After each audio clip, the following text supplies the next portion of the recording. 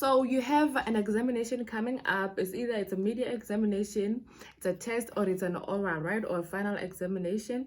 So now that you have all the notes with you and all the formulas with you, how are you going to be able to get them into your mind?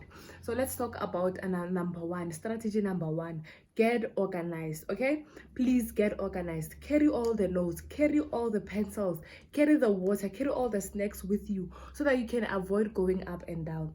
Number two, get a study place. Okay, please avoid this whole thing of you studying in a classroom whereby it's very loud, or studying when in an environment that is not healthy. People are loud, everyone is talking, everyone is playing music and all that. Please get a nice study place, a quiet study place. Okay, and also please look for a certain time whereby you are the most energetic, you're energetic. Okay, please organize that time for yourself. Wake up in the morning. If you feel like in the morning you're fresh and you can be able to study in the morning, please do that. If you feel like at night, that's when you can be able to study relaxed and making sure that you're patient and you're patient and you're looking for most information. You feel like, oh, this time is the correct time for me and I have the most energy at this time. Please study at that time. Avoid being stubborn and studying when you know you're tired, and you're studying when in a loud place, and studying with your friends, because at the end of the day, with your friends, you're going to be out there talking things that are not even included in your notes. Okay, and then get a study plan. Write down a study. Even though I didn't do the study plan while I was in school, but a study plan for people who are not organized is a really important for you. I was organized. I knew what to study and what not to study. It was in my head. My study plan was in my head. I just failed to put it in the table on the book. So if you are able, please get that study plan and write it down. Put it in a big chart, or even in this book like mine. Draw a table, color it, draw a study plan, write those minutes. It doesn't really necessarily mean that you're going to be able to follow that time. If you wrote, I'm gonna study this for an hour, and you studied it for 30 minutes, it's okay. Okay, don't beat up yourself for that. Okay, now let's get to the styles. Let's get to the styles.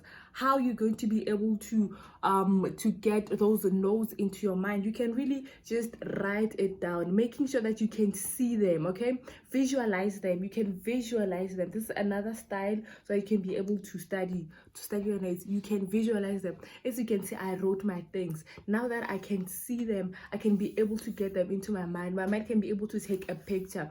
Sorry, and now that I can see this, I can be able to rewrite them in an examination. Please make sure that you visualize them, and make sure that sometimes you can get the pictures, you can get the diagrams. This is another form of visualizing them, right? And another thing, you can verbalize it. Instead of just reading into your mind. I know a lot of people, they prefer reading silently.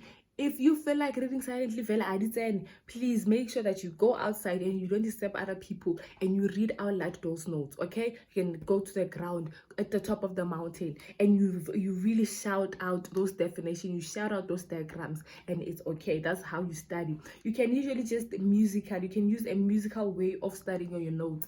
Start a song. I know a lot of people have a rap career in their mind. They have they want to sing, they want to rap. You can just create some rapping lyrics with your notes. That will help you to do what? To visualize. That will help you to remember it better. Okay.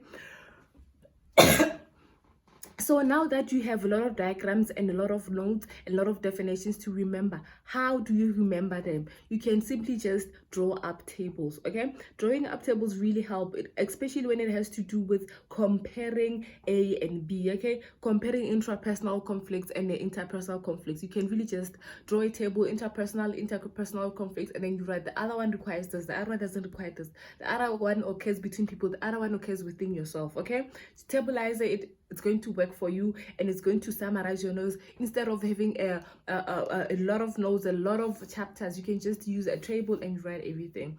You can role play. Imagine yourself that you are a teacher, and you're supposed to be teaching learners this. You're supposed to be teaching your learners study skills. How are you gonna go about it? And you're going to imagine yourself being a teacher, and you go through it. You can do summaries, especially when it has to do with life sciences. especially life orientation. Life orientation, it requires you to summarize it. It requires you to role play it. If you don't do any of this, it's not likely for you to be able to pass that subject. You really need to role play. Everyone is being advised to role play it. You need to summarize it, okay? Summarize the whole thing. Read it, close the book, open a notebook, open a blank page, and then summarize this whole thing and see what you know and what you don't know, okay? Just a piece of summary of important things. Only summarize the important things, okay? Because the moment when you're sitting there and then you put your, okay, I'm summarizing this, at the end of the day, you're summarizing things that will not be on the table, on that question paper, or you're summarizing only the things that you feel like, oh, these are the ones that are going to be in the examination, while you're leaving out the important things. Summarizing doesn't mean you have to leave out some of the chapters. Include everything, but summarize that definition, summarize that long definition, include only keywords in that definition, and then when you get into this examination room, that's when you're going to write it all, okay? And you need to talk and listen. You can also use flashcards, okay? Sorry, you can also use flashcards, those colorful yellow, blue, orange flashcards, whereby you be that we will be using when we do prepared speech and unprepared speech. Yeah, you can use them. And also mind maps, especially for life sciences. Your life sciences, it's a chapter. It has a lot of chapters. Life sciences, it requires summarizing. It requires mind maps. Just write study skills. Put a mind map. What does it require? How do I? Strategies, the styles. You know how to write a mind map. And also do that. Be colorful, okay? Just like now that I'm drawing, as you can see, I'm using I used a black pen and I'm highlighting with a red pen. This is very colorful. This is I'll be able to remember this even for a second, and this will not be boring for me.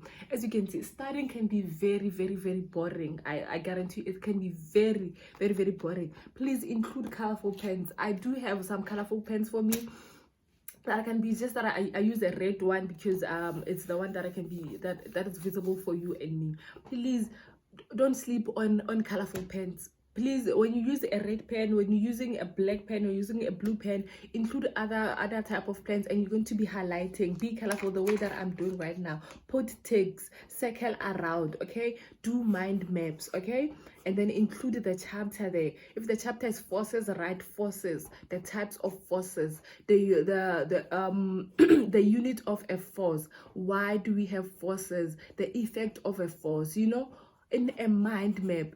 I did that for natural sciences learners, and they pretty much enjoy our revision of life sciences.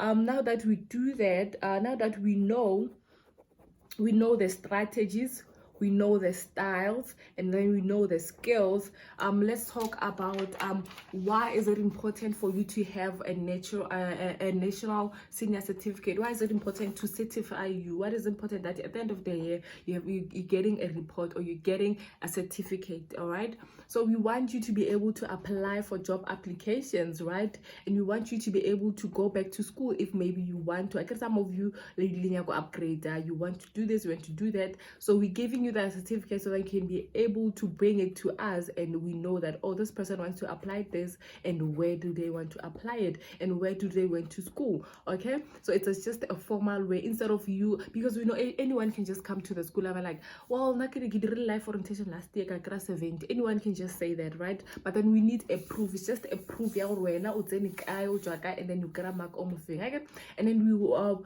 we want to certify you because it's a requirement. It's a requirement, right? Bursaries require a certificate, university requires a certificate, work application requires a certificate, you know. So obviously we want to certify you with that. And also university it requires certificate, okay? I may have been fast on some of the aspects, but then let me go back and just summarize this whole thing. So kara exam before we are exam again, you need to prepare again.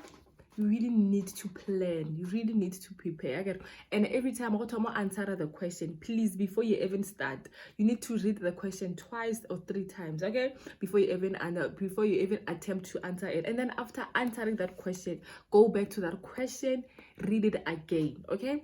read that question again, and then read your response and see that if they align. Okay, that's number one. You really need to read the question, you really need to plan your response, and you really need to answer the question, because I know for sure some of the people, they be reading the question and they don't be answering the question. Again, you need to answer the question, what it's being asked. Again, and also look at your marking allocation, right? If it's a 1 mark question, you just need only one response. A 4 marks question, probably we need 3 lines or 4 lines. 8 mark questions, we probably be needing 2 pages full. Okay, and please answer the question. Let me summarize our study skills. Okay, as you're going to be writing your June exams, your test and your orals, we want you to be able to strategize. Get organized, get a nice place, get a quiet place. Okay, put on headsets if you have to, get a study plan. If maybe there's a lot of notes, there's a lot of subjects for you to do, 8 subjects, 7 subjects, get a study plan. What am I gonna read on this day? What am I gonna do on this day, right? And then on top of that, while you do have that plan, while you are organized and you're in the library or you're in your room quietly, please draw a mind map of that chapter that is very difficult or that is very long. Okay, please role play. Imagine yourself that you're teaching someone, and this is a very important chapter, or you're a teacher. Imagine yourself that you're a teacher and you're supposed to be teaching a 6-year-old this chapter. Okay, so imagine that. Draw up tables. Okay, study to music. Okay, study to music, listen to music, put on your favorite music, or even your boring music, or put it on encouraging motivational quotes that are on YouTube. Listen to that so that it can be able to motivate you. Summarize those notes, especially life sciences, especially life orientation, especially geography, whereby we have a lot of notes, a lot of essays, a lot of this, a lot of that. Okay, and then another thing is you have to do what? You have to use the styles.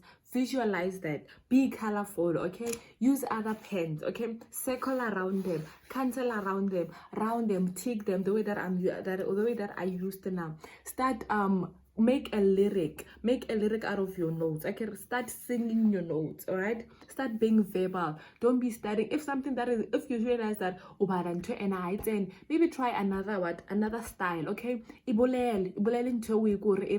now that it's coming out of your mouth, now that it's coming out physically, now that you can say it, maybe it can be better off. Maybe you can remember better than studying quietly and writing down.